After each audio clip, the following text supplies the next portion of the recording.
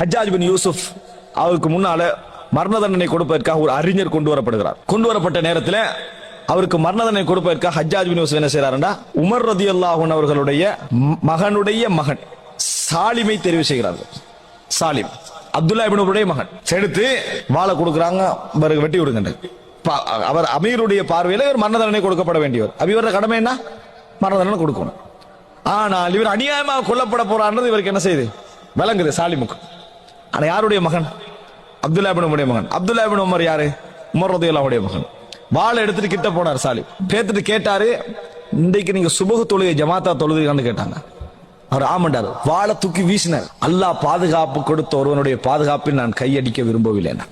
அல்லாஹ் என்னை நரகத்துல போடுவதற்கு நான் எனக்கு காரணமாக மாட்டேன். ஹஜ்ஜாஜ் பின் யூசுஃபுக்கு முன்னால் சாலிம் என்ன செய்தார் சொன்னார் என்ற வரலாற்றை நாம் என்ன செய்கிறோம் பார்க்கிறோம்.